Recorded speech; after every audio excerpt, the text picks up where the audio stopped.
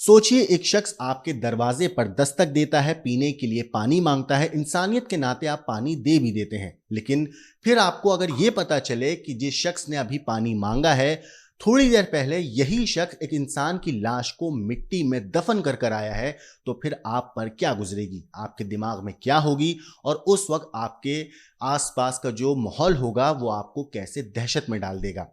ऐसा ही कुछ हुआ है एक महिला के साथ। वो महिला जिसने एसआईटी के सामने जाकर बयान दिया है और बताया है कि जो शख्स उनके पास आया था, जिसने कहा है कि धर्मस्थला की जमीन में लाशें दफन हैं, वही शख्स को उसने लाश को दफनाते हुए देखा था।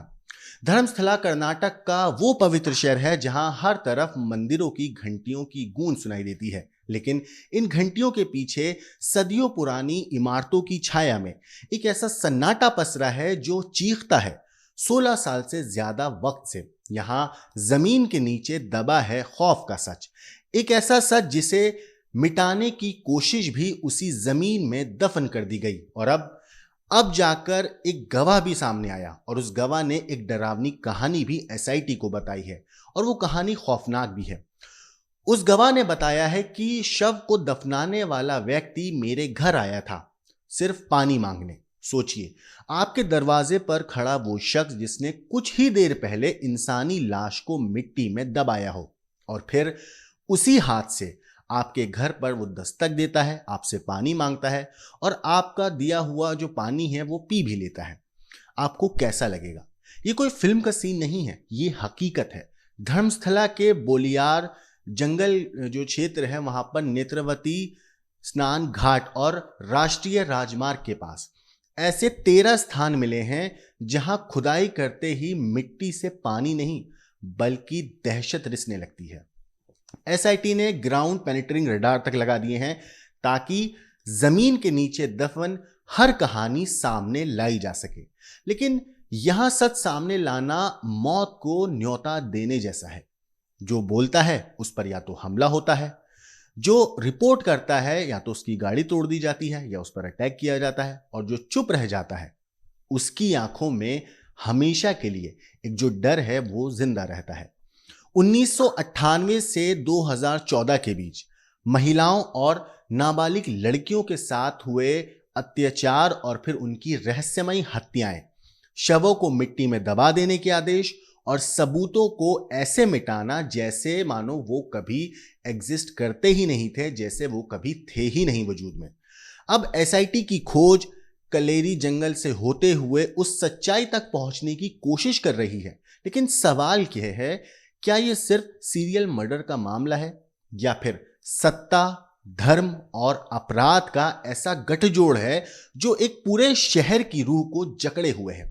आज हम आपको लेकर चलेंगे उस अंधेरे में जहां पर मंदिर की घंटियों के बीच, जहां पर एक पवित्र माहौल है, उन सब के बीच मिट्टी में दबे शवों की चुप्पी भी लोगों को अब सुनाई देने लगी है, और सबसे ज्यादा यही चुप्पी शोर भी मचाती है।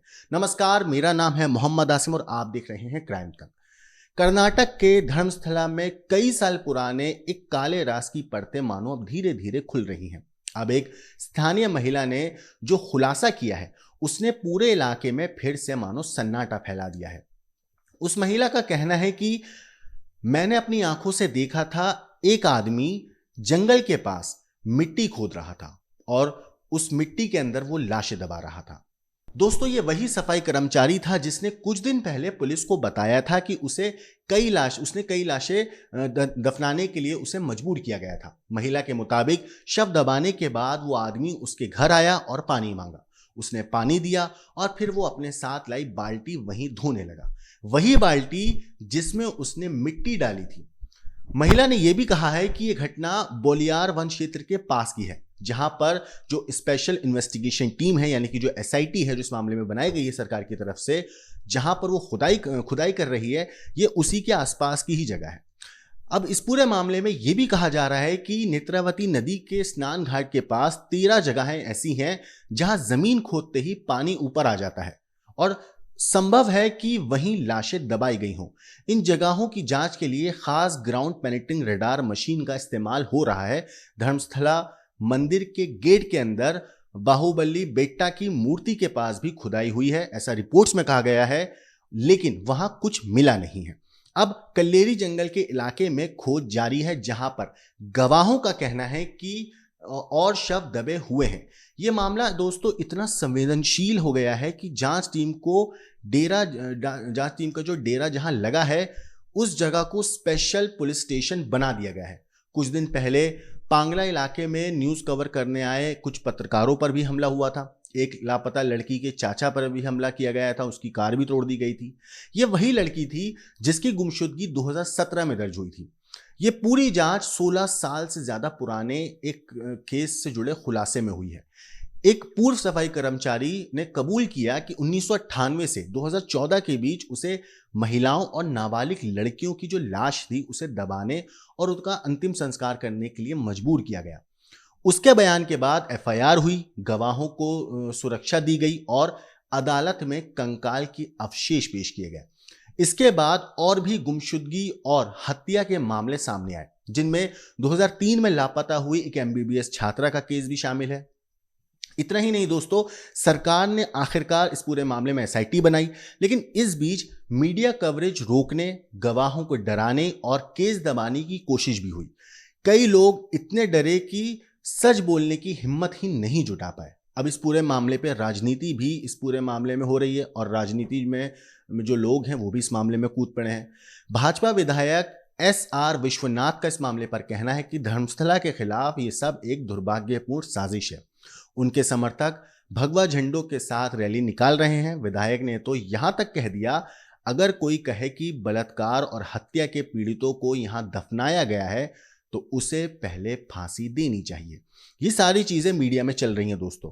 ये कहानी सिर्फ हत्याओं की नहीं है, बल्कि उन आवाजों की है जिन्हें सालों से दबाया गया है, और उन आंखों की है जिन्होंने खामोशी में खून का सच देखा।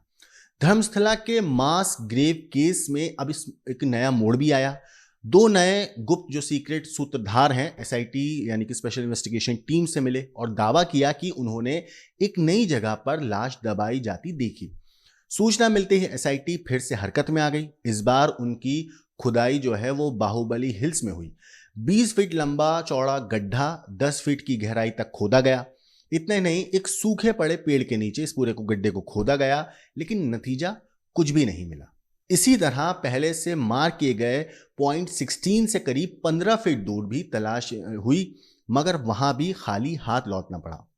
अब इस पूरे मामले में अब तक एसआईटी ने 16 अलग अलग जगहों पर खुदाई की है। पॉइंट 16 और पॉइंट 10 पर कंकाल के टुकड़े जरूर मिले थे, लेकिन पॉइंट 13 की खुदाई तकनीकी वजहों से रोक दी गई थी। इधर राजनीति भी इस मामले में गर्मा गई है। बीजेपी एमएलए, जैसे मैंने बताया, बीजेपी एमएलए एसआर विश्वनाथ ने साफ कहा है कि धर्मस्थला एक पवित्र जगह है और इसके खिलाफ चल रही ये झूठी मुहिम बंद होनी चाहिए। उन्होंने इतना ही नहीं, ऐलान भी कर दिया कि 16 अगस्त को वो येलाहंका से धर्मस्थला चलो रैली निकालेंगे। 200 गाड़ियां, झंडे वगैरह और उनके समर्थक होंगे। वी आर विद धर्मस्थला मतलब पूरा एक उनका मोटिव होगा। इस पूरे मामले में पूर्व डिप्टी सीएम जो है केएस ईश्वरप्पा ने तो और तीखे शब्दों को में इस्तेमाल किया और कहा कि अगर कोई शख्स खुद मान रहा है कि उसने रेप और मर्डर के जो शिकार लोग थे, जो पीड़ित लोग थे रेप और मर्डर के, उन लोगों की अगर लाशें दबाई हैं तो पहले उसे ही फांसी दे। उन्होंने आरोप लगाया कि ये सब जो एक धार्मिक भावना है उनको ठेस पहुंचाने और धर्मस्थला जैसी पवित्र जगह पर शक पैदा करने की एक साजिश है। सवाल उठाया है सरकार ने इस मामले में जुड़ी किसी भी शख्स से पूछताछ और गिरफ्तारी की इजाजत पहले ही दे दी है सरकार ने। एसआईटी की तलाशी जारी है, लेकिन जवाबों से ज्यादा अभी भी सवाल ही मिल रहे हैं इस मामले में। सिर्फ 2 ही जगह ऐसी हैं जहां पे कंकाल के अवशेष मिले हैं, बाकी जितनी खुदाई हुई है वहां से ज्यादा कुछ अभी नहीं हाथ लगा है। हालांकि इस पूरे मामले में अभी भी तफ्तीश जारी है। अभी एक जो मेन जगह है पॉइंट 13, उसकी खुदाई बची है और ऐसा कहा जा रहा है कि वहां से सबसे ज्यादा कंकाल मिलने की आशंका है, लेकिन वहां पे ट्रांसफार्मर है जिस वजह से अभी खुदाई प्रॉपर वहां नहीं हो पा रही है। पुलिस और जो एसआईटी टीम है वो एक ऑल्टरनेट का कुछ सोच रही है, ताकि पहले जो वहाँ, क्योंकि अगर ट्रांसफार्मर पे कुछ इशू आता है, उसे हटाया जाता है, तो इलाके की जो लोग हैं उन पर भी असर पड़ेगा बिजली ना होने का। तो पहले वो एक ऑल्टरनेट ढूंढ रहे हैं। अगर एक बार ऑल्टरनेट जब मिल जाएगा उसके बाद पॉइंट 13 की भी खुदाई होगी। लेकिन अभी तक इस मामले में जो अपडेट आया वो मैंने आपको बताया है। ये सारी चीज़ें, कई बातें ऐसी हैं जो मीडिया में चल रही हैं, कुछ बातें ऐसी हैं जो वहाँ के जांच अधिकारियों ने कहा है। अलग अलग एंगल से अलग अलग बातें सामने आ रही हैं, लेकिन सारी चीज़ के ऊपर आपकी जो कुछ राय है, आपको जो भी कहना है, कमेंट करके ज़रूर बताइएगा। लेकिन देश और दुनिया की बाकी क्राइम की खबरों के लिए देखते रहिए क्राइम तक।